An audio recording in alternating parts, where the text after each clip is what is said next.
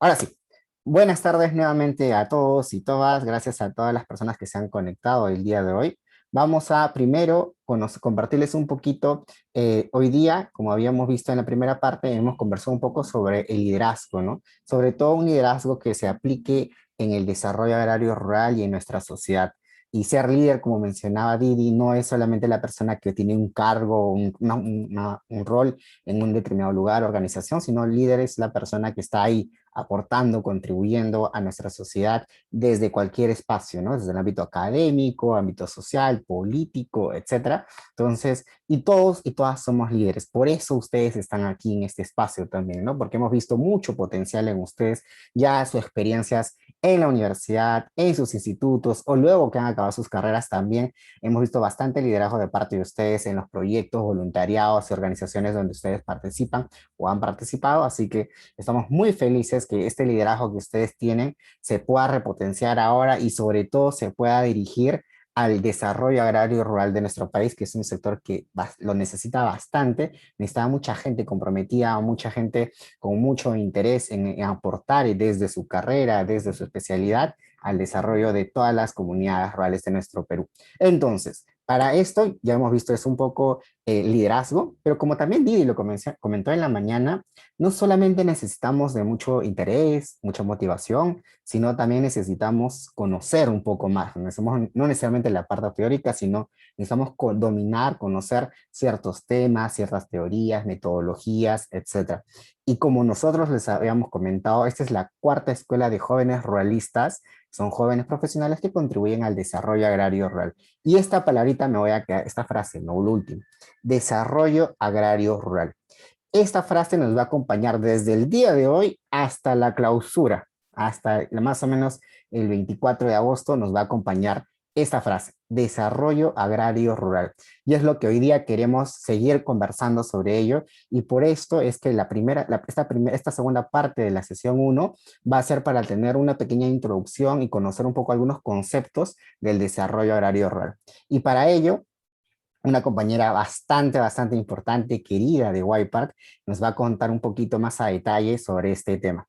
Para ello vamos a invitarle y darle el paso ya a Ana Lucía Araujo. Ella ha sido parte de Park Perú en el área de incidencia política, ha sido coordinadora y actualmente es, por así decirlo, no es una miembro del comité consultivo de Park Perú, ya porque ahora está asumiendo otras responsabilidades en el Estado, está en el Ministerio de Desarrollo Agrario y riego, así que desde ahí también está contribuyendo desde su especialidad y ahorita nos va a explicar un poquito más sobre ella y sobre todo de la sesión de hoy. Adelante, Ana Lucía, y bienvenida y gracias por aceptarnos esta invitación. Te escuchamos. Hola Ivanoe, ¿cómo estás? No sé si me ven.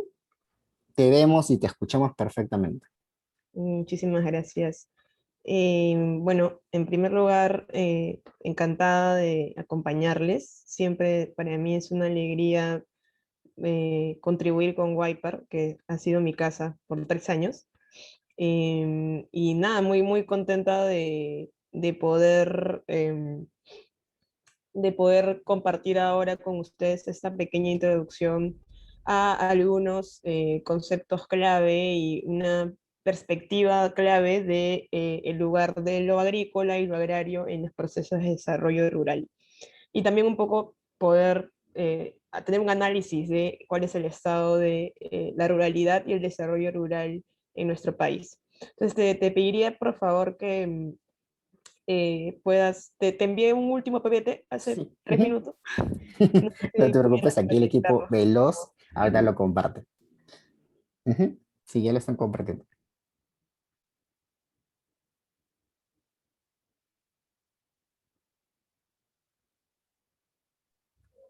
Listo, mientras que lo comparten.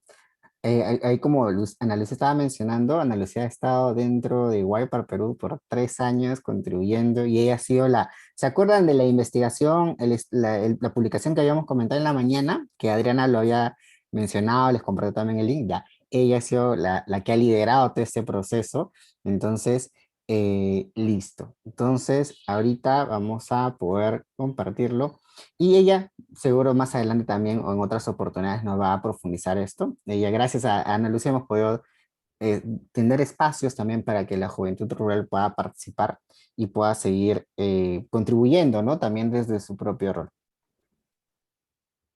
Listo, ahí ya Perfecto. está. Listo, ahora sí, yo misma soy. Listo. Bueno, me presento así muy brevemente. Mi nombre es Ana Lucía Araujo Raurau. Tengo 28 años, soy antropóloga de profesión.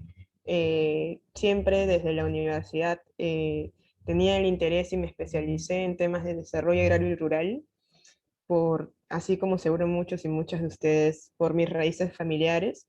Y gracias a mi carrera he tenido la oportunidad de poder trabajar de cerca con diferentes comunidades campesinas y nativas en varias partes del país. Em, He estado en Wiper desde el 2018 como parte del grupo de incidencia y luego como coordinadora, y actualmente me desempeño como asesora en el gabinete de asesores del Ministerio de Agricultura, de Desarrollo Agrario y Riego, el MIDAGRE.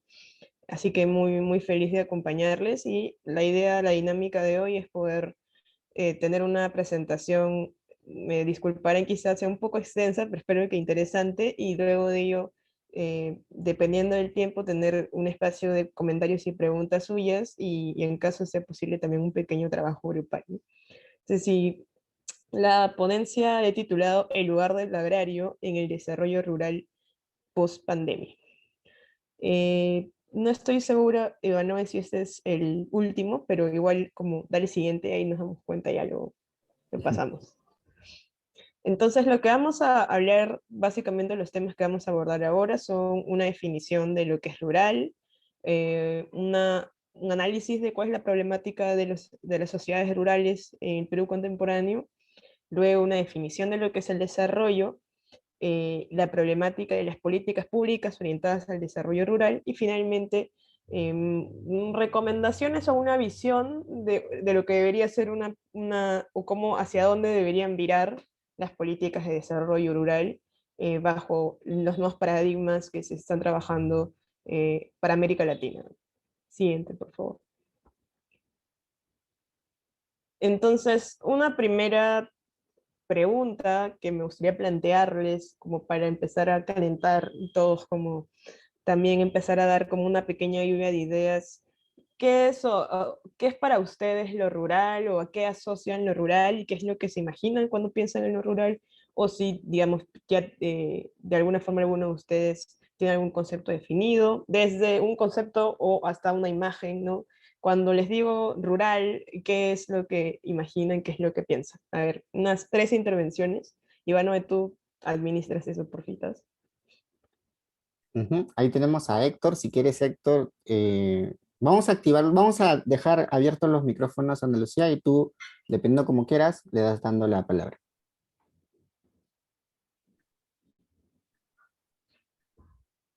Sí, como estoy viendo mis notas, te Ah, ya. agradecería si es que tú más bien puedes... Ok, ok. eh, Tenemos una mano levantada de Héctor. A ver, Héctor, abre tu micrófono y cuéntanos, para ti, ¿qué es el desarrollo? ¿Qué es lo rural primero, no? Hola, buenas tardes. Soy Héctor de México. Para mí lo rural sería todas aquellas actividades que no están dentro de las zonas urbanas. Ya, muy bien. ¿Alguien más además de Héctor? Todo lo no urbano, por así decirlo. Ok, eso es Ujú. un buen inicio. Por acá, Kododak Guerrero nos menciona, pienso que se refiere a todas las actividades de producción y de procesos que se desarrollan en el área rural. A ver, los demás, ¿qué opinan? Dejen sus comentarios. O O levanten la mano anímense a también. participar Ujú. también, micro abierto. Claro que sí. A ver, cualquier idea, ¿qué es lo rural para ustedes, no? Ahí está, tenemos una mano levantada. A ver, tenemos John Gregory, ¿te escuchamos? ¿Qué tal? Buenas tardes.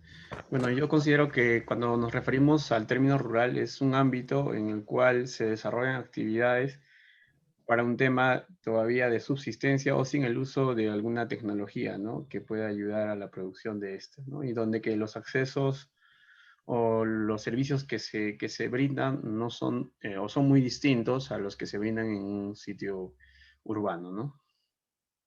Ya, vamos por ahí, o sea, Ujú. no sé si hay alguna más como para ahí cerrar ya esta lluvia de ideas. Sí, a ver, damos el pase a Carmen Gil Hipólito. Buenas tardes con todos. Bueno, en primer lugar, considero que en torno al espacio rural eh, se considera al territorio que está, por así decirlo, alejado de las zonas urbanas, ¿no? En donde hay hay ciertas actividades económicas productivas y recursos con los que se pueden gestionar dichas actividades, ¿no? Entonces, dependiendo de esto, también está determinado tanto por los recursos como por el espacio en que esto se da, ¿no? Gracias. Buenísimo, muchas gracias. Entonces ahí cerramos la lluvia de ideas. Te leo Eh, rápidamente, Ana a Lucía, ver, lo que han sí, sí, escrito. sí, a ver, comentarios. Ajá. Natalie dice, el hermoso campo es lo rural. Diana Álvarez menciona, donde se desarrollan actividades económicas lejos de las grandes ciudades. Jimmy menciona, lo primero que se me viene a a la mente es un campo con pocas casas. Kelly menciona, es desarrollo de la población que se encuentra en condiciones rurales. Milagros menciona, zona geográfica, donde la principal fuente de ingresos es la agricultura. Liz menciona, comunidades en torno a campo, animales silvestres, crianza de animales que en su actividad diaria se enfoca en el autoconsumo mayormente. Carol menciona, es una forma de clasificar a los territorios o zonas y tienen la característica de ser zonas extensas. Denis menciona labores de campo, agrícola, pecuaria. Jenner menciona el campo y las actividades principales que se desarrollan, siendo las principales agricultura y ganadería. Gracie menciona, para mí rural lo primero que se me viene a la cabeza o la mente es campo, agricultura y ganadería. José Miguel Reyes menciona es el desarrollo de las actividades agrícolas y ganaderas. Perfecto, perfecto. Creo que se han señalado muchas cosas muy interesantes. Creo que todas coinciden en que cuando hablemos de lo rural nos referimos a un territorio, ¿no? Es decir, nos referimos a un espacio, a un ámbito. Creo que eso es como una de las cosas que en común todos y todas las que han participado han mencionado. Otra cosa transversal también en sus intervenciones No se es, escucha. ¿me escuchan? Sí, sí, Sí. sí se escucha Sí, normal. te escuchamos. Sí, sí, te escuchamos. Sí, por favor, en caso no escuche a alguien, les pediría que lo pongan por comentario para que Ivanoe pueda conversar con ustedes, porque si no me confundo con las voces de fondo. Muchas gracias. Entonces, seguía, lo segundo que me parece que es bien interesante que lo mencionen es el tema de lo rural definido en oposición al urbano, ¿no? Como una definición siempre en contrario, con todo lo que no sea urbano es rural, ¿no? Usualmente nos cuesta darle un contenido a lo rural, siempre es en contraposición al urbano, que además está asociado, como un par de intervenciones lo dijo, a la concentración poblacional, ¿cierto? Entonces, otra de las características que ha salido en sus intervenciones, que de hecho es muy común que se defina lo rural por esta característica, es la dispersión o la baja densidad demográfica. Ahora vamos a ver que todas son características, pero la idea es ir construyendo un contenido propio de lo rural, ¿no? Y finalmente, como ustedes lo han mencionado, en el imaginario pues se asocia a una serie de actividades productivas como la agricultura, la ganadería. Otra persona dijo, que me pareció muy chévere, como imagino un campo, ¿no? Porque eso es imaginario como un campo abierto, poca gente, mucha dispersión. eh, y la idea ahora, más bien, si pones la siguiente lámina, es poder explorar eh, qué definición se ha tenido de lo rural y cómo está ido evolucionando, ¿no? Entonces, si pueden ver en el cuadro, existe una definición tradicional de lo rural, que es básicamente lo que ustedes un poquito han enunciado, ¿no? Es esta definición en contraposición al urbano, que básicamente está definida por la baja densidad demográfica o la dispersión de la residencia en un territorio. Esto tiene una representación estadística, es decir, la estadística operativiza esta definición tradicional de lo rural que ya se está dejando de lado, pero que todavía sigue siendo predominante en los instrumentos estadísticos. Y por ejemplo, en el censo de población peruano, el actual, se define lo rural como los centros poblados que tienen hasta 100 viviendas contiguas, o sea, juntas, o más de 100 viviendas, pero dispersas en el territorio. En las encuestas también hechas por INEGI, al igual que el censo, se define lo rural como los centros poblados de 2.000 habitantes a menos. Nuevamente, ¿qué es lo que prevalece en esta definición? La dispersión o la baja densidad demográfica es lo que está definiendo lo rural. No obstante, en los últimos años ya ha habido un cuestionamiento sobre esta definición que podríamos llamar negativa de lo rural porque se define por la oposición al urbano, y más bien una definición que pueda dotarle de contenido y entender por sí mismo de manera positiva qué es lo rural, ¿no? Más allá del urbano. Entonces vamos a comenzar por señalar que lo rural efectivamente es un tipo de sociedad que se construye sobre la base de un territorio, pero es un tipo de sociedad, un tipo de colectivo, de generar colectivo. ¿Sí? Entonces hablamos siempre de sociedades rurales, que van a tener dos características centrales. Voy a partir por la segunda, que me parece que nos va a permitir entender también la primera. Es una sociedad que va a construir su territorio y va a estructurar su economía en torno a recursos o factores productivos localizados.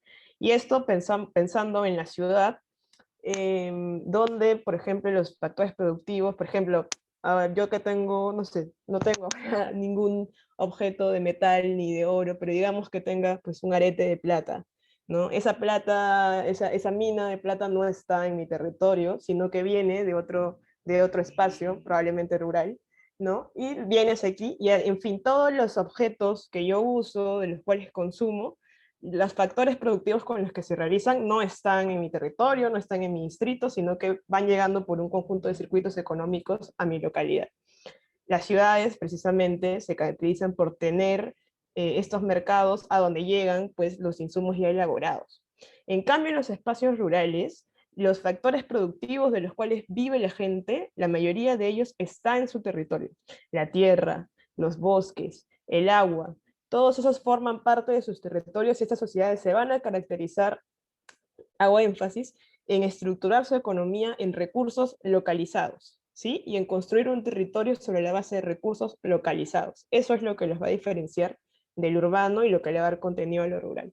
Y es por eso, porque los recursos están localizados y ocupan un espacio en el territorio, que se produce ese patrón de baja densidad de la residencia de la población, ¿no? Porque obviamente no voy a poner pues mi casa y mis cosas encima de la tierra que tengo que trabajar. Tiene que ocupar un espacio esa parcela, ese bosque tiene que ser mantenido y ocupar un espacio, y por tanto es que se va a dar usualmente esta baja densidad poblacional en los espacios rurales. Aquí es interesante notar que la baja densidad no es solamente como algo que noto, sino que está explicado por esta economía de factores productivos localizados. Es un efecto de cómo se construyen las sociedades rurales. La primera característica que dije que iba a explicar después es que precisamente los procesos históricos sobre los que se construyen estas sociedades, es decir, su historia, los hitos de cómo una comunidad se formó, cambió, se construyeron las casas, cómo llegó la escuela, todo eso se va a sustentar principalmente, va a estar atravesada siempre también por los recursos naturales, ¿no? Por la apropiación de la tierra, porque la comunidad ahora es dueña de estos bosques. Siempre la historia de esta sociedad va a partir de los recursos naturales. ¿Sí? Entonces, esas son las dos características que definen a una sociedad rural. Y bajo esa definición, la representación estadística de lo rural también se va a ampliar, ¿sí? Porque ya no es solamente, bueno, lo urbano o veo casitas dispersas y ya, porque sabemos que hay muchos, incluso capitales de distrito, centros poblados urbanos, que en gran medida tienen estas dos características. Su historia, a pesar de que tengan más de 100 casas contiguas, ha sido construida, se ha construido sobre la base de un territorio, sobre estos recursos. Por ejemplo, comunidades nativas, no sé si alguno de ustedes, o alguna de ustedes seguramente sí, es de la Amazonía, o ha trabajado en la Amazonía. Yo he trabajado en el Brain, por ejemplo, hay comunidades nativas de más de 1.000 a 2.000 personas, son gigantes, pero tienen pues, o sea, su historia está definida por el bosque, está definida por el río, sus economías están definidas por la pesca, por la caza, por las chacras. Es imposible que digamos que no es una sociedad rural, ¿cierto? Bajo esta definición. Entonces, a nivel estadístico, vamos a hablar, bajo esta definición ampliada de lo rural, de una medida más o menos consensuada entre especialistas, es de centros poblados de hasta 20.000 habitantes. Bajo esa definición ampliada que me gustaría que tengamos ahora y que asumamos, la relevancia de lo rural va a ser muchísimo más significativa de lo que se tiene con una definición tradicional. Por ejemplo, disculpen, a nivel estadístico, a nivel del peso relativo de lo rural respecto a la población total, mientras en la definición tradicional en el Perú, 21% o 6,5 millones de personas habitan en territorios rurales y componen sociedades rurales, con la definición amplia, 34% o 1 de cada 3 peruanos es un poblador o es un residente de áreas rurales, y son 10,5 millones de personas. Entonces vemos que hay claramente, y eso, hay un texto muy bonito que sacó FAO sobre ODS, Agenda 2030 de Transformación Rural, y tiene unos cuadritos bien bonitos, por si lo quieren explorar, de los pasos, sobre cuál es el peso, cómo cambia con esta definición ampliada el peso relativo de las sociedades rurales en los países, y es realmente sorprendente cuán significativo, sobre todo en Centroamérica, puede ser incluso más de la mitad de la población, las personas que habitan en áreas rurales, ¿no? No sé si hasta aquí, igual a la mitad hacemos un break quizá para algunas preguntitas, pero no se preocupen si no les ha quedado claro, volvemos con tranquilidad. La idea entonces que hay que quedarnos aquí es que lo rural no es lo no urbano, lo rural no necesariamente es lo disperso. Lo disperso es un efecto de un patrón de construcción de una sociedad rural, a veces, pero existen nuevos procesos que están atravesando las sociedades rurales, que van a ir transformando esa situación, y por eso la necesidad de una definición amplia, ¿no? Ahora, ¿por qué, además del, digamos, de la proporción de personas que son respecto al total, por qué otras cosas es importante, o por qué es relevante en los territorios rurales?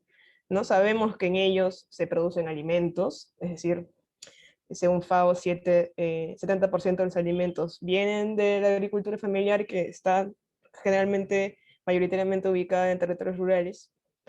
Además, también se producen insumos industriales, por ejemplo, la madera, también los metales se producen en sociedades rurales. Y además, ahora, de manera más contemporánea, se ha evidenciado y se ha resaltado que las sociedades rurales mantienen la biodiversidad de los ecosistemas, que son claves para los servicios ecosistémicos de los cuales vivimos todos y todas, ¿no? No solamente quienes habitan en esos territorios, sino el hecho de que tengamos agua en un caño va a depender de que en la Amazonía, en las cabeceras, o en la parte andina, en las cabeceras de cuenca, o en la Amazonía, en las partes húmedas, se mantenga pues un ecosistema biodiverso en las alturas, que no se depreden los pastos, o que no se arrasen con los bosques, en la Amazonía, ¿cierto? Entonces, sabemos que nuestra comida, muchos de nuestros productos, de los cuales son básicos para nuestra supervivencia y nuestra cultura, y muchos de los servicios básicos de los que disponemos dependen de que las sociedades rurales existan como tales, ¿no? Como, y bajo sus propias identidades y culturas. Entonces, hablamos de una relevancia demográfica, de una relevancia económica, de una relevancia cultural, en todo sentido de lo rural, y eso es una cosa, aunque no lo crean, que para muchas personas no es obvio, ¿no? Quizá para nosotros sí, pero para muchos y muchas no es obvio, y creo que en este momento de elecciones estamos viendo de qué manera se ve a los territorios rurales, de qué manera se ve a la población rural, sin ser conscientes de lo relevante e importante que son. Habiendo dicho eso, el siguiente punto es poder entender un poquito qué procesos o en qué situación está lo rural ahora. Como voy a hablar de Perú, pero en algunos momentos haré referencia a América Latina, porque son patrones similares.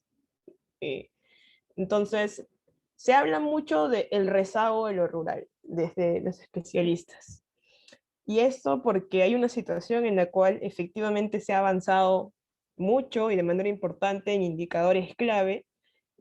No obstante, sigue siendo insuficiente, y ya estamos entrando en procesos en los cuales el avance se ha detenido o se ha ralentizado, ¿no? Entonces, un primer proceso que me gustaría resaltar es que efectivamente existe una mayor presencia del Estado, es decir, si pensamos en lo rural de los 70s, en lo rural de los 80s, las sociedades rurales, cómo vivían, y a cómo viven ahora, ha habido un avance tremendo en la presencia del Estado a nivel de servicios, pero siguen habiendo brechas absolutamente significativas e inaceptables, ¿no?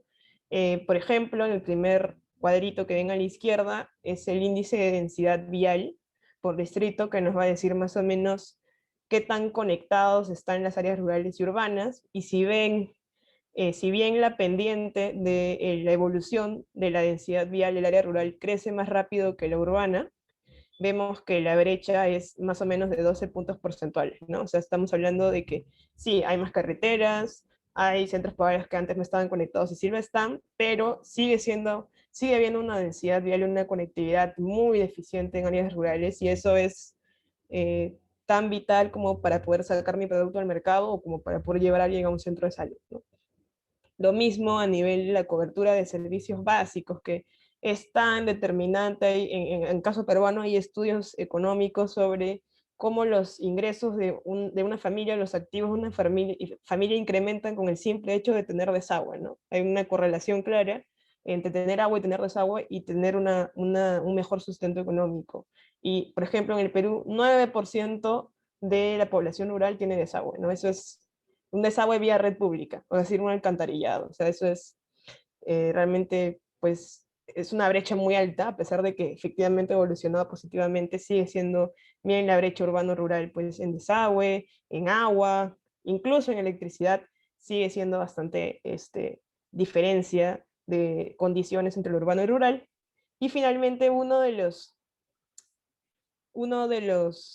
servicios que más se ha incrementado en cobertura, como lo es la educación, aún así también permanecen las brechas, ¿no? Por ejemplo, vemos que en el caso del sector rural peruano hay más personas que se quedan solamente terminando la primaria, y más bien una menor proporción de personas que terminan la secundaria en comparación con lo urbano, y la brecha a nivel de educación superior ya es como alucinante, ¿no? 30% versus 5% rural. Al igual que una gran proporción de gente rural, de personas rurales, 15%, que no llega a terminar ningún nivel educativo. Siguiente, por favor. Y bueno, listo. Un segundo proceso, entonces, también correlacionado a lo primero, es que si bien ha habido una importante reducción de la pobreza, y esto a nivel de toda América Latina, tanto de la pobreza como de la pobreza extrema, eso en términos monetarios, la pobreza rural aún se mantiene en niveles inaceptables. Entonces, por ejemplo, aquí tenemos un cuadrito para Perú. No copié un cuadrito latinoamericano, me arrepiento, pero son cosas como similares. Vemos una gran reducción de la pobreza rural, incluso una mayor reducción, de hecho, en las áreas rurales del nivel de pobreza que urbanas, pero sigue siendo una cifra muy alta al 2019, según ENAO.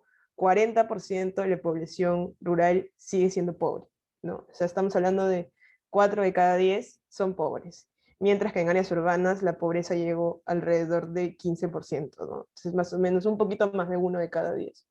Entonces, sigue siendo, y es una brecha de más de 20 puntos, además, la diferencia, ¿no? Sigue siendo un nivel de pobreza inaceptable, y además, si ven la tendencia en los últimos años, el ritmo de reducción de la pobreza ha bajado mucho. Es como que ya si se hubiera estatizado o estancado, ¿no? Porque y eso es una de las ideas claves de esta presentación, hay un límite para las políticas que tenemos ahora, que aplican al sector rural. Hay un impacto límite, es como que llegan a un momento en el cual ya se necesitan políticas más complejas, se necesitan otro tipo de políticas públicas para seguir reduciendo esto. Ya no es suficiente lo que hemos tenido a inicios del siglo XXI. Otro cuadro interesante a la derecha es cómo, si se distribuye a los pobres por sector, vemos que la mitad de los pobres del Perú se dedica a la agricultura. Y obviamente gran parte de eso es la agricultura familiar, ¿no? Entonces eso también nos refiere mucho de cómo lo rural concentra a la pobreza. Siguiente, por favor. Entonces aquí solamente antes de entrar el siguiente punto me gustaría señalar, y eso también vincularlo a lo primero sobre el tema de cobertura de servicios y cómo sigue habiendo brechas. Entonces, ¿por qué la pobreza se mantiene? ¿No? Existen como dos corrientes, más que corrientes diferentes, como dos desarrollos sobre que explican por qué esta pobreza se mantiene en el sector rural. Y creo que es interesante como así brevemente hablar de ellas. Una habla sobre, o se refiere a las trampas de pobreza. Entonces, no sé si llamarle teoría, pero esta idea establece que en territorios donde hay trampas de pobreza, ya no es los activos o de cada individuo los que definen esa situación de pobreza. Es decir, por ejemplo, que yo tenga menos, que haya tenido menos educación, ya no es el único factor determinante, sino son las pobres condiciones de los territorios los que van a ser factores determinantes de la pobreza. Es decir, que no haya una carretera, que mi servicio educativo sea insuficiente o deficiente, que no tenga luz. Es decir, por más de que yo de alguna forma me haya esforzado y pucha, haya caminado tanto para terminar mi secundaria, el territorio y sus condiciones tan precarias van a formar trampas de pobreza que van a reproducir la pobreza, ¿no? Otra idea vinculada tiene que ver con el tema de desigualdades entrecruzadas. ¿Qué quiere decir? Que no son las desigualdades de tipo no económico, por ejemplo, ¿qué desigualdades no económicas existen? Por ejemplo, las desigualdades de género, las desigualdades étnicas, las desigualdades generacionales, cuando se intersectan con desigualdades económicas, o que yo no tengo servicios, o que mi familia es pobre, cuando hay una intersección de esas desigualdades, también van a generar fuertes dinámicas de reproducción de la pobreza. Es decir, pongamos un ejemplo, puse una foto al costado para entender ambos conceptos de una mujer joven que vive en una sociedad rural, en un territorio rural y que además es indígena, ¿no? Ella, a diferencia de su abuela, a diferencia de su mamá, de repente en la comunidad hay una primaria, de repente cerca, relativamente cerca, hay una secundaria y ella tiene, además, tiene un celular. Entonces, su capital humano, sus capacidades, su experiencia, porque además ha ido a la ciudad, a diferencia de su abuela que nunca fue a la ciudad hasta muy mayor, ella sí iba a la ciudad, ella sabe cómo manejar Facebook, tiene acceso a tecnología, ella es bilingüe, ella tenía una educación diferenciada, tiene una serie de activos que hacen que ella sea potencialmente alguien que pueda romper los ciclos de pobreza de su familia. Pero resulta que en su comunidad, pues la luz es intermitente, resulta que los caminos a veces son muy difíciles y eso le dificulta poder llegar a la secundaria. Resulta que por ser mujer, en vez de estudiar, le asignan a cuidar a sus hermanitos, porque su mamá está en la chacra. Resulta que por ser joven, la comunidad no la reconoce como comunera, porque solamente la van a reconocer si se casa con alguien. Entonces ella no puede tener una parcela. Vemos entonces como una serie de desigualdades, el hecho de que sea joven y que eso sea una diferencia en comunidades, el hecho de que sea una mujer y que haya roles de género que por obligación se le asignan, y que no pueda, por ejemplo, ejercer, incluso que se la obliguen a casarse, en fin, y el hecho de que viva en un territorio con tantas carencias, hacen que sus activos que la diferencian no se puedan traducir en una ruptura del ciclo de pobreza intergeneracional y que más bien, a pesar de que tenemos jóvenes súper tromes, mujeres y varones, siguen reproduciéndose condiciones de mucha precariedad y mucha pobreza, ¿no? Entonces, vemos que ya se vuelve más complejo el panorama, ¿no? Siguiente, por favor.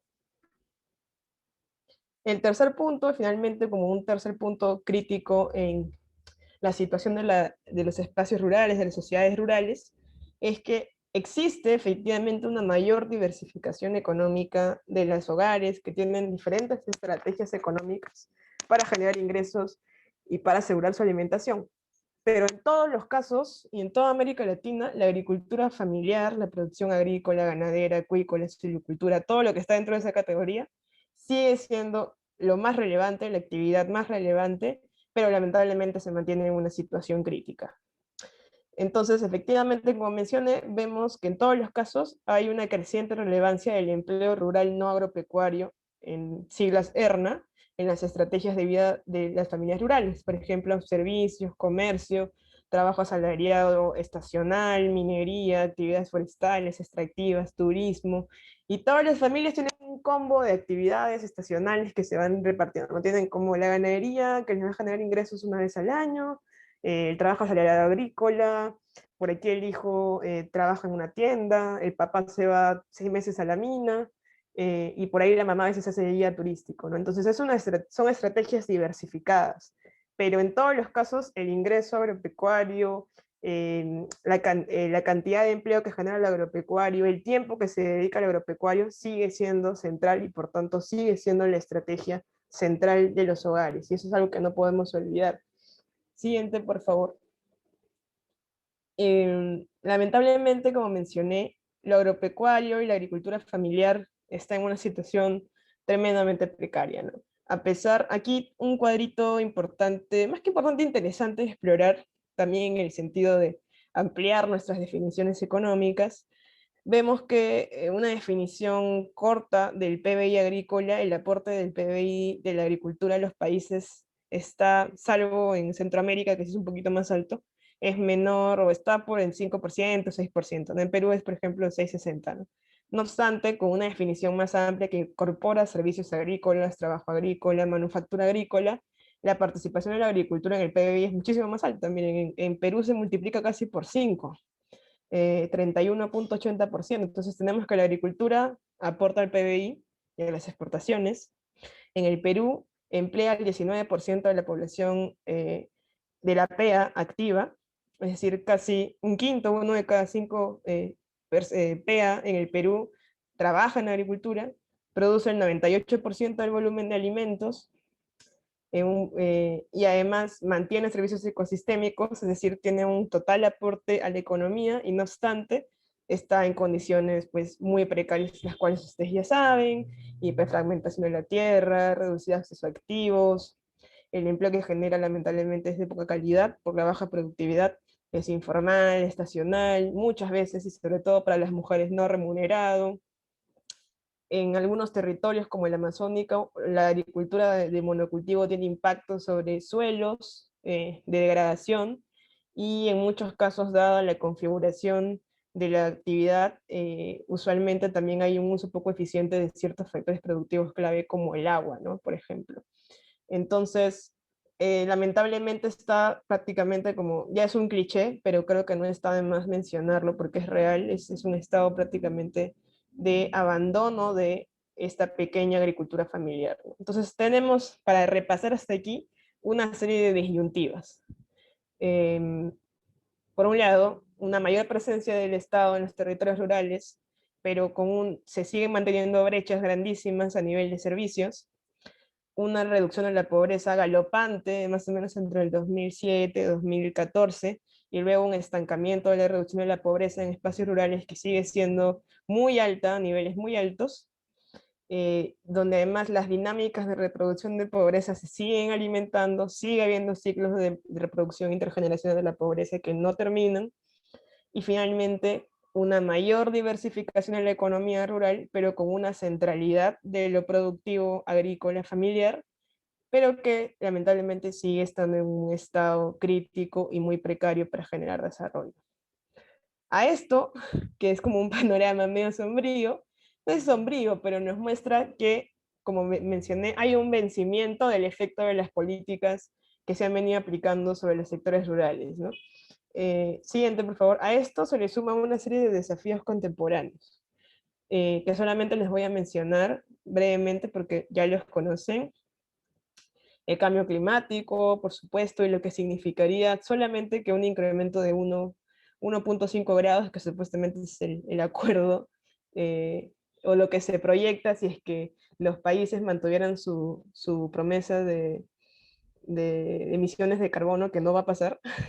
Se proyecta que al 2030, me parece, solo suba la temperatura 1 grado, 1,5 grados. Solamente ese 1,5 grados de calor ya transforma el territorio, no vas a ver, vas a tener que ver el café en Puno, y ya no, bueno, ya hay partes de Puno donde hay café, pero digamos en la parte andina hay más fría, porque en la parte donde hay café ahora se va a calentar muchísimo más.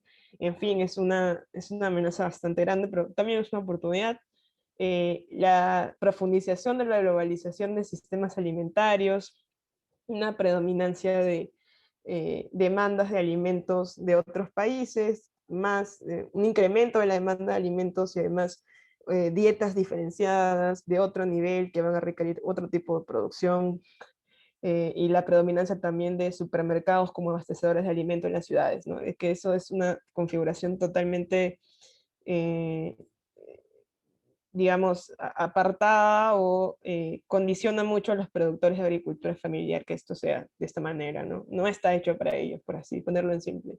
A nivel interno, un envejecimiento de las sociedades rurales y una ausencia de relevo generacional, de una inserción de las juventudes en asumir la producción agropecuaria y la vida en los territorios rurales, y finalmente, cómo no mencionarlo, pues el COVID-19 y todo el proceso post-pandemia que seguramente va a acontecer, supongo que en 2023, ojalá, este, que va a traer, que digamos, yo lo diría por ahora, como es algo que está sucediendo ahora, no hay tanta capacidad de ver totalmente cuáles son los impactos a largo plazo, pero a corto y mediano plazo, lo que ha pasado con el COVID es que ha caído la demanda de alimentos en el mercado interno, se han reconfigurado los circuitos comerciales, en varias localidades se está como, en algunos casos me han comentado, se están predominando circuitos cortos como venta a mercados provinciales y ya no hacia capital regional, por ejemplo en Lima.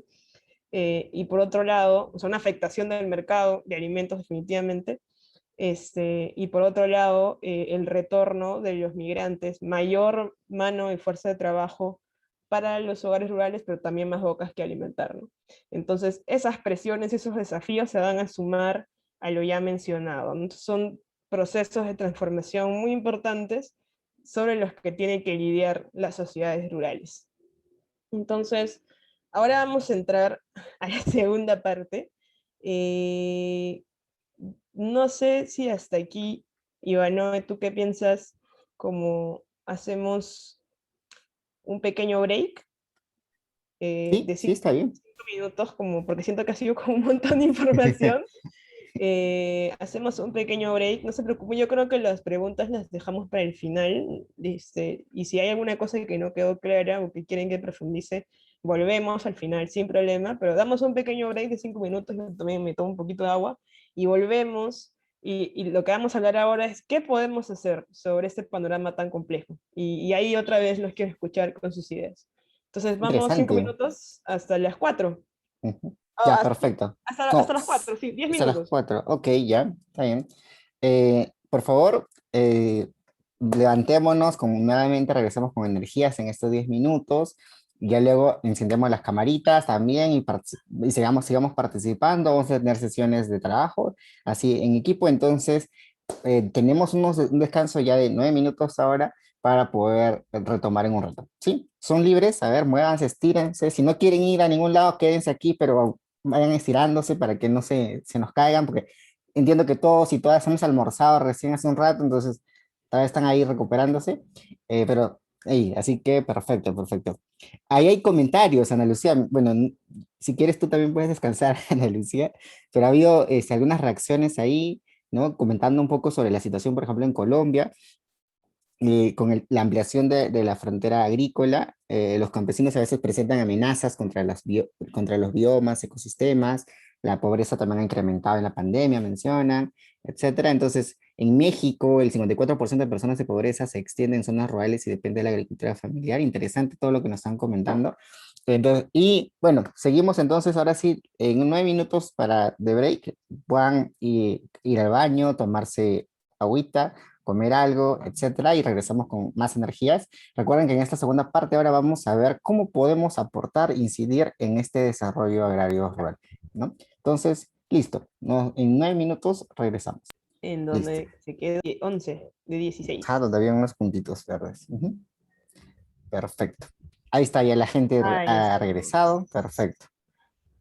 Ah, ya, la siguiente, la siguiente. Perfecto. Entonces, ajá, si la puedes proyectar así, eso.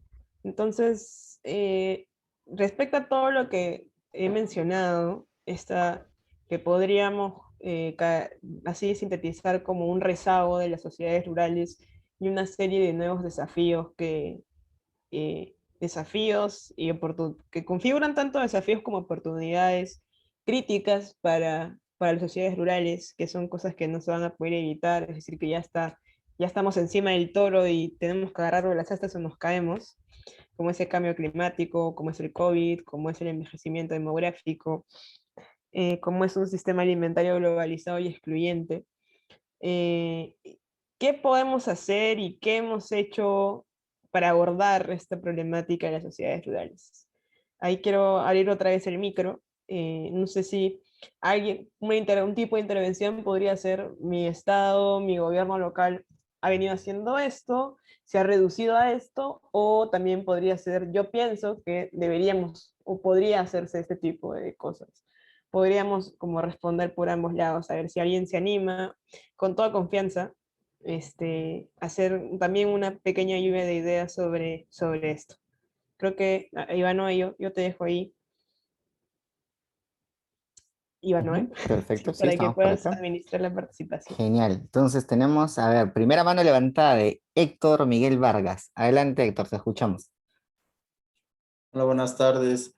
Yo abordaría la situación de las problemáticas del sector agropecuario a partir de las políticas públicas, que estén bien elaboradas, que estén bien estructuradas y sobre todo que se apeguen a la realidad, porque no sé, bueno, cuando tengan la oportunidad revisen las políticas públicas del campo mexicano y realmente pues parece que estamos en los campos de Estados Unidos, ¿no? Muy bonito todo, grandes tecnificaciones, grandes infraestructuras, grandes inversiones, pero al momento que uno va a campo, está en los ejidos, en las comunidades, en las comarcas, pues realmente es todo muy diferente. Como lo comenté en un comentario, más de la mitad de la población en México pues está en la pobreza. ¿Y dónde se encuentra? En las zonas rurales. ¿Y de qué dependen? De tres cosas, principalmente de las remesas de Estados Unidos que envían, por los programas sociales que hay en México, y la tercera es la agricultura de subsistencia o agricultura familiar. Yo creo que si a partir de un marco teórico, un marco legal pegado a la realidad mexicana, yo creo que vamos a resolver no nada más de los problemas de migración, de narcotráfico, baja productividad, sino más allá. Esa sería mi participación. Muchas gracias, Héctor, por contarnos también la situación, la realidad de México y creo que se parece en algunos casos a otros países también de América Latina, como mencionaba Ana Lucía. Entonces, vamos recogiendo más comentarios, Ana Lucía, y luego haces la reflexión, ¿verdad? Genial. Entonces, Lorena Romero, a ver, te escuchamos y te vemos también por aquí. Hola, ¿qué tal? ¿Qué tal, Ana Lucía? Mucho gusto verte por aquí. Bueno, planteada la pregunta, creo que el paso primero de todo es la identificación del problema. Entonces, al ver que el Perú es un país tan diverso, con distintas realidades, y que cada realidad tiene un problema muy particular, creo que es necesario buscar una identificación problemática regional. O sea, que abarque sus problemas propios de esta zona, y eso, partiendo de eso, creo que las políticas públicas que puedan venir atendiendo eso podrían tener un mejor impacto en las sociedades rurales, ¿no? Eso quería aportar. Gracias, Lorena, muchas gracias. Eso de identificar los problemas es muy, muy importante. Ahorita ya Ana Lucía lo complementará. Nadine Salazar, por favor, te escuchamos. Adelante. Hola, buenas tardes. Bueno, yo quería complementar un poco lo que Héctor mencionó sobre México. Yo también les hablo desde acá, desde México.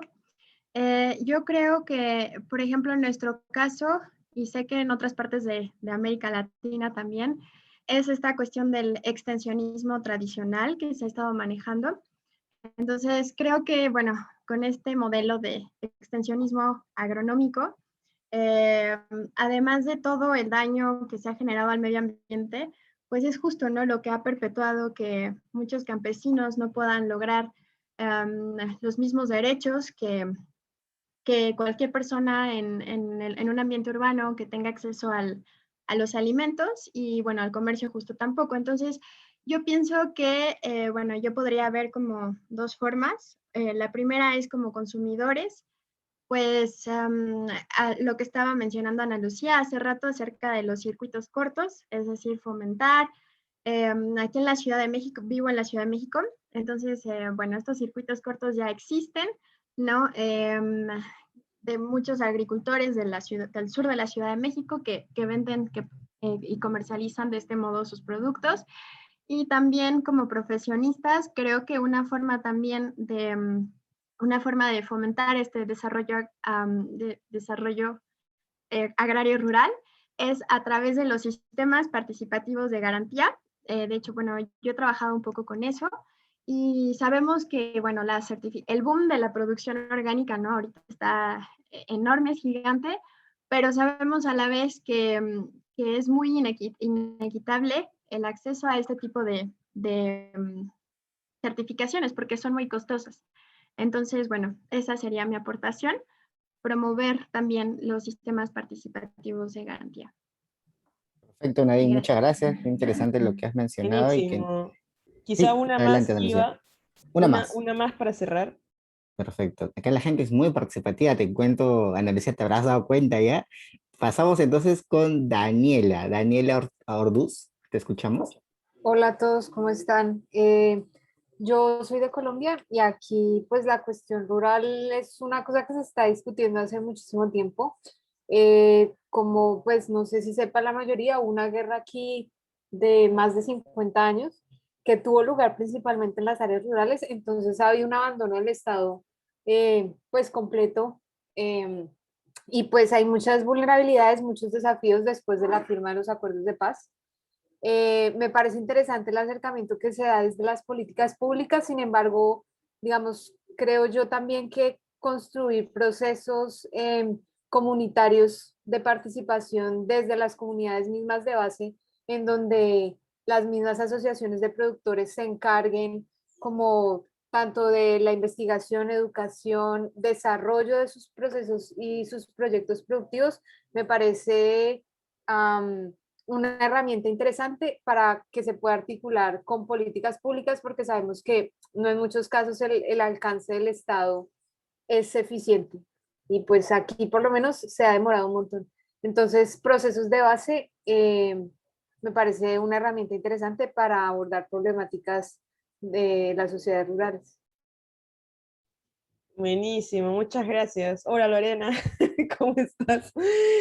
Y a todos los que participaron, todos y todas, muchas gracias. Creo que es muy interesante, hay varios puntos importantes que han mencionado. Lo último me pareció muy interesante y creo que también es importante evidenciarlo, que creo que es algo que más bien se va a ir viendo a lo largo de la escuela, ¿no?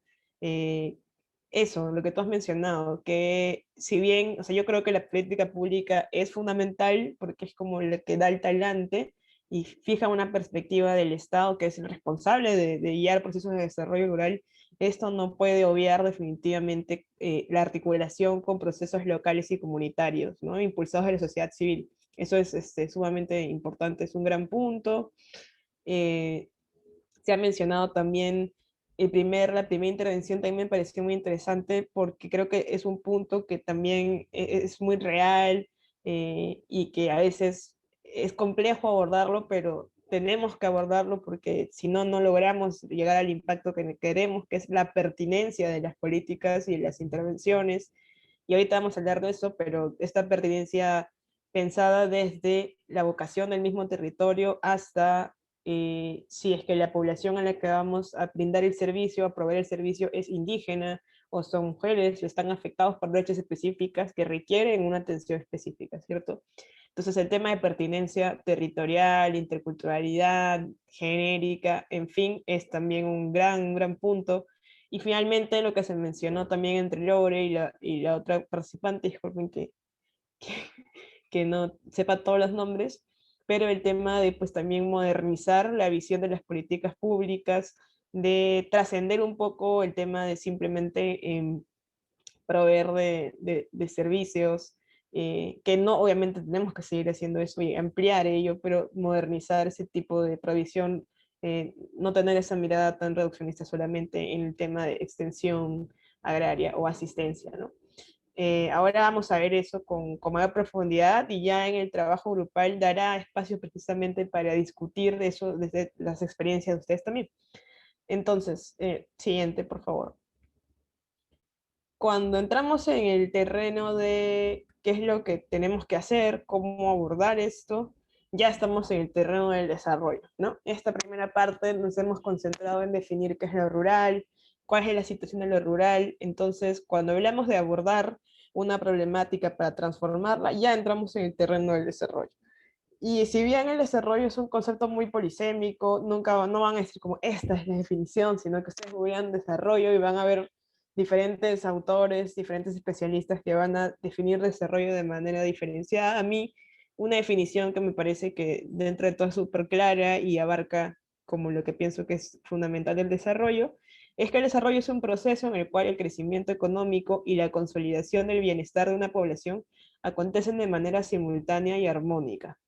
Eh, y esto es como súper interesante porque en países como el Perú, donde se han aplicado políticas, por ejemplo, de corte neoliberal en el sector agrario, vemos que existe un gran crecimiento económico, pero que indicadores como pobreza multidimensional o indicadores de bienestar como índice de desarrollo humano, no obstante, no han experimentado el mismo crecimiento y incluso en algunos casos pues han decaído, ¿no? Especialmente en sociedades rurales. O como lo que vimos que todavía se mantiene la pobreza monetaria a pesar de que el sector puede haber crecido, ¿no? Entre comillas, porque también hay que ver hacia adentro qué líneas productivas crecen y qué no. Pero efectivamente la idea es que sea un proceso correlativo, ¿no? Donde ambos estén de la mano. Y cuando hablamos de bienestar, pues hablamos de indicadores amplios, desde, por ejemplo, el nivel educativo al que puede llegar, el nivel de vida que tiene una población, no solamente es lo monetario ni lo económico, ¿no? Y eso es lo que pues nos debe importar también cuando hablamos de desarrollo. Entonces, es importante mencionar entonces que cuando hablamos de desarrollo rural, em, cuando hablamos de desarrollo rural, hablamos de un tipo de desarrollo, un proceso más complejo, no sé si más complejo, porque el desarrollo urbano, aunque no lo crean, también es bastante complejo, pero que tiene sus propias especificidades, sus propias complejidades. ¿Por qué el desarrollo rural tiene esas particularidades? En primer lugar, porque la provisión de servicios suele ser más costosa que en el urbano debido a la dispersión poblacional, ¿no? Todos los servicios que se proveen en red, por ejemplo, agua, desagüe, electricidad, que son redes, ¿no? Red de alcantarillado, red eléctrica, van a ser muchísimo más costosos ponerlos en un distrito rural donde las comunidades están como súper alejadas que ponerlo en un distrito urbano donde las casas están literalmente una al lado de otra. Y así la mayoría de servicios para proveerlos es muy costoso y como usualmente además se miden las metas de atención por la cantidad de gente que se atiende, los espacios rurales suelen ser los que más carecen de servicios completos o de calidad, no siempre son como servicios parciales o pues en algunos casos simplemente no los tienen. Lo segundo, como mencioné, es que requiere una provisión específica y pertinente, ¿no? Por ejemplo, un gran ejemplo es el tema de la educación y cómo, por ejemplo, existen en las áreas rurales diferentes tipos de secundaria para poder adaptarse a las dinámicas de los territorios, ¿no? Secundarias, en el caso peruano, ¿no? Secundarias técnicas, las secundarias alternativas, en alternancia, disculpen, creo con residencia. ¿Por qué? Porque la idea es que sea pertinente a cómo los jóvenes pues también trabajan en el campo, a veces estacionalmente migran a trabajar, y la idea es que la escuela se pueda insertar en la dinámica del joven y no al revés. Obviamente, en el Perú todavía estamos como a nivel de implementación de esa pertinencia y seguramente como en muchos de esos países, pues todavía no es como algo muy logrado, ¿no? Y eso, quizá en algunos casos, por ejemplo, en servicios agropecuarios, de asistencia, de extensión horaria, de acceso al crédito, ahí todavía incluso estaríamos más en pañales a nivel de pertinencia, ¿no? Finalmente, una última particularidad del desarrollo rural es que requiere una articulación intersectorial que desde mi perspectiva es todavía más desafiante, ¿no? Que va a requerir muchísimo diálogo entre sectores, entre ministerios, con gobiernos locales, para poder articular esta compleja serie de servicios que no solamente son servicios básicos, que no solamente son carreteras, sino como servicios productivos, servicios de crédito, estos servicios especializados de educación, servicios de salud también especializados en redes rurales, y eso va a requerir muchísimo más diálogo, y eso también en muchos países, como el Perú, por supuesto, sigue siendo también bastante desafiante tener una mirada intersectorial. De hecho, no suele ser así, y por eso es que tenemos comunidades con pistas, pero sin luz, porque tenemos comunidades donde llegan programas de protección social como Juntos, pero que tienen como condición de que la mamá, para recibir este tipo de protección, lleva a sus hijos a la posta, pero resulta que el MINSA no ha puesto una posta. Entonces tenemos esas situaciones parciales por la intervención sectorial que en verdad tiene esta provisión. Entonces, teniendo en consideración, siguiente por favor, que el desarrollo rural es más costoso, que requiere un nivel de especialización bastante alta, de una pertinencia bastante alta, y un diálogo intersectorial consolidado, que usualmente no se tiene, es que se ha definido a lo largo, digamos, desde mitad del siglo XX en adelante, una serie de paradigmas de cómo debería ser este desarrollo rural. Y de hecho, sorprendentemente, no siempre el desarrollo rural ha estado al servicio netamente de las sociedades rurales. Entonces, eso es como brevemente lo que les quería explicar, de que es importante trascender, y de hecho los especialistas en desarrollo rural ya se está hablando de esto, de trascender nuevamente a un nuevo cambio de paradigma sobre el desarrollo rural, ¿no? Y un poquito, haciendo un recuento muy breve, un primer paradigma importante de este desarrollo rural, con todo lo de esta gente que mencioné, de poder hacer desarrollo en sociedades rurales, es el llamado ajuste estructural, ¿sí? Que es más o menos entre los 60, en el Perú 70, ¿sí? Que va a tener, y aquí esto es interesante porque el objetivo del ajuste estructural no va a ser necesariamente generar desarrollo rural, sino generar desarrollo rural para apoyar el desarrollo urbano, que en ese momento se está generando la creación de ciudades, en sociedades que pretenden ser industrializadas y que requieren pues fuerza de trabajo en las ciudades, ¿no? Entonces, las políticas de ajuste estructural lo que van a hacer es promover el incremento de la producción y la productividad de los agricultores para poder crear una oferta barata de alimentos que permita sustentar el desarrollo de las ciudades. Entonces, como parte de ese paradigma de ajuste estructural, tenemos políticas que van a dar soporte a los agricultores familiares, servicios, créditos, promoción de cooperativización, protección frente a importaciones, control de precios de alimentos, para lograr que haya una gran oferta de alimentos y barata para la gente en las ciudades.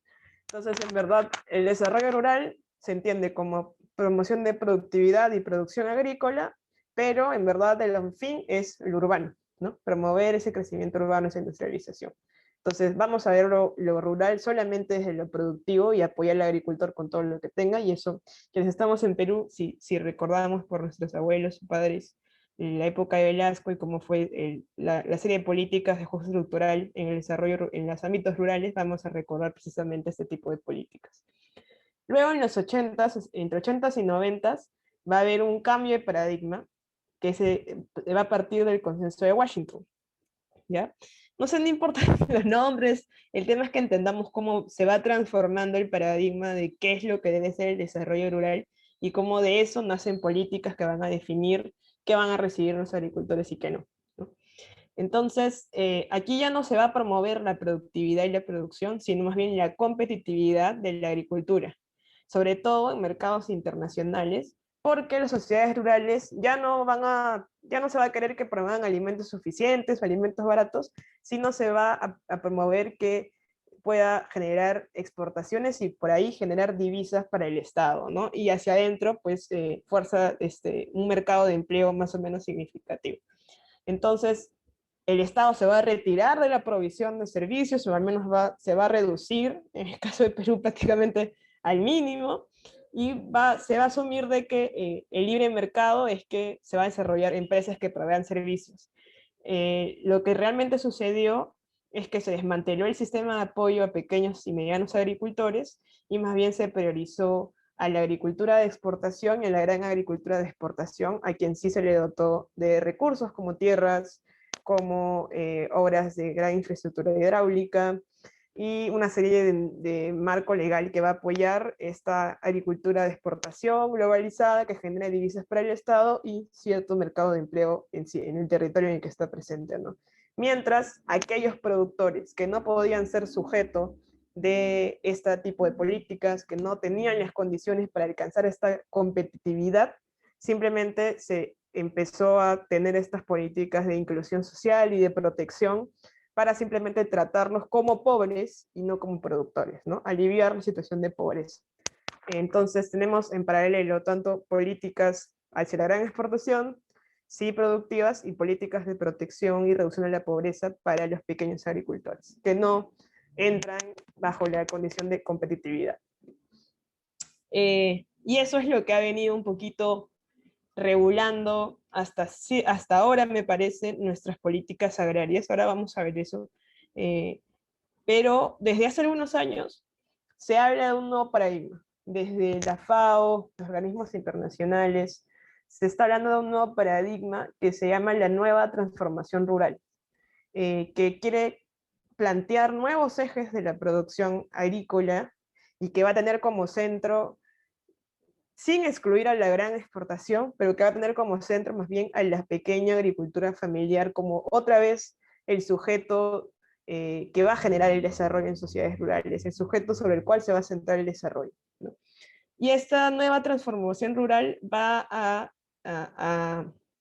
plantear tres ejes a los cuales debe apuntar la producción agrícola y la producción agropecuaria, o tres condiciones que debería tener, ¿no?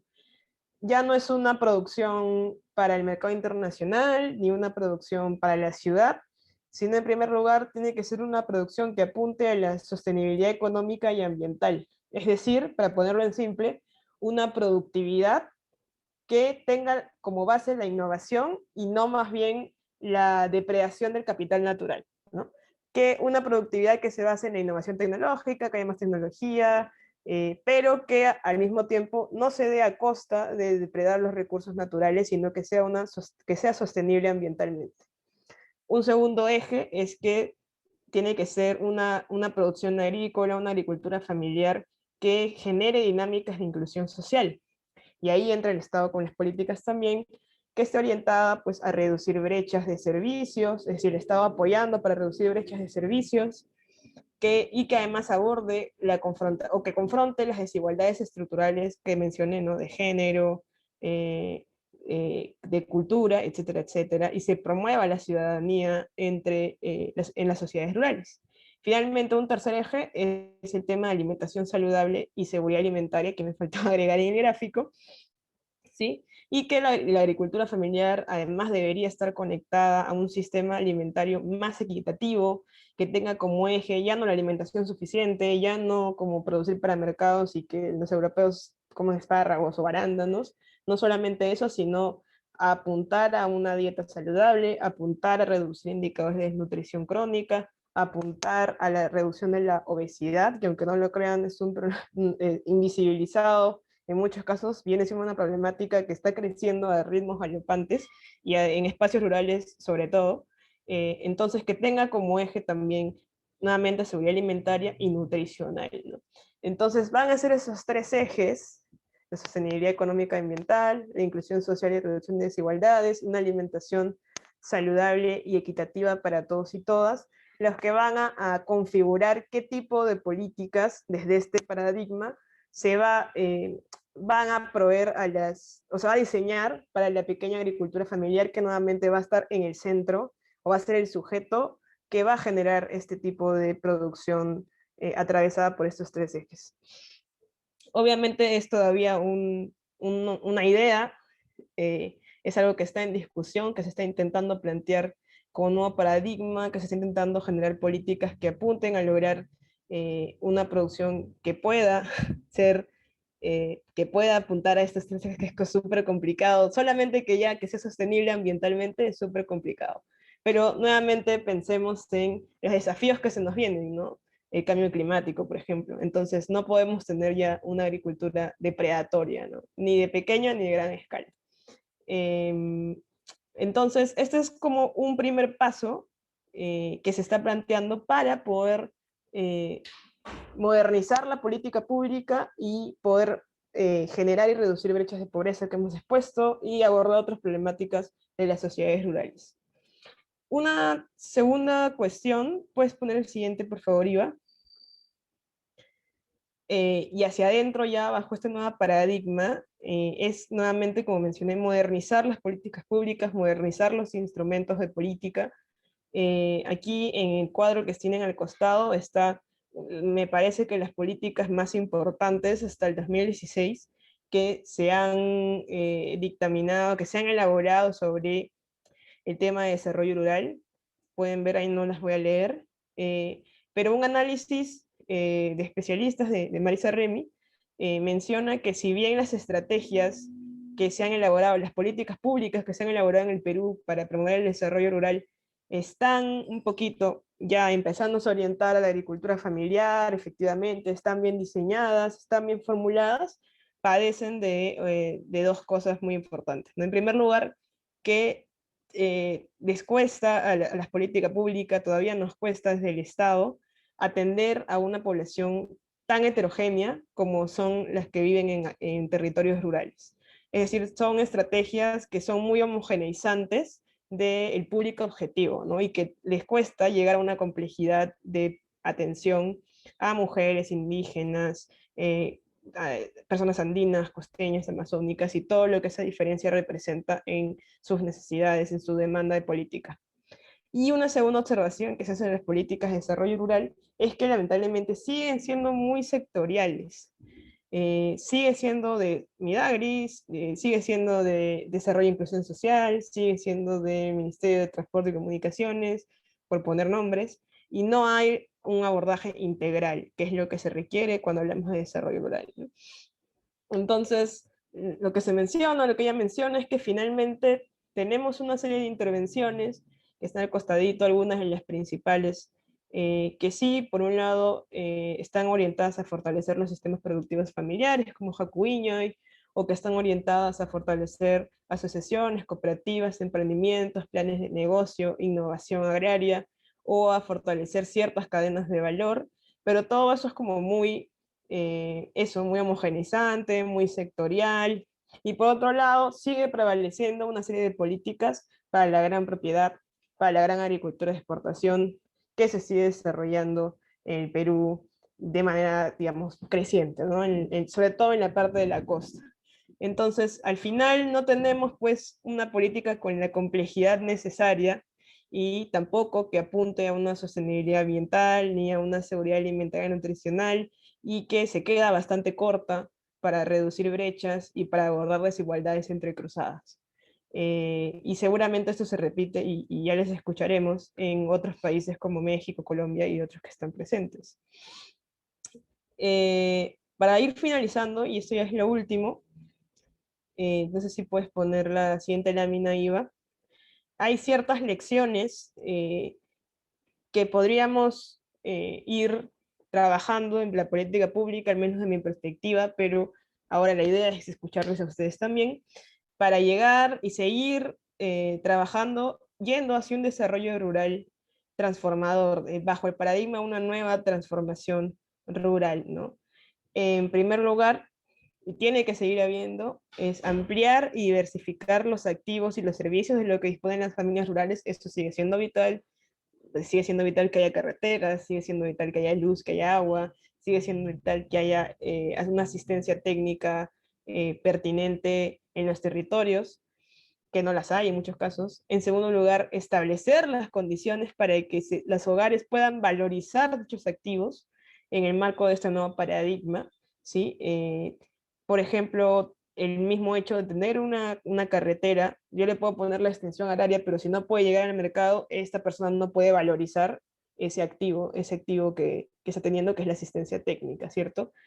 O si se crea una planta de transformación de quesos, por así decirlo, nuevamente existen servicios que van a permitir valorizar, como competencias que van a permitir darle valor a ese activo que estoy transfiriendo a las familias. Entonces se trata no solamente de proveer activos y servicios, sino de condiciones para darles valor.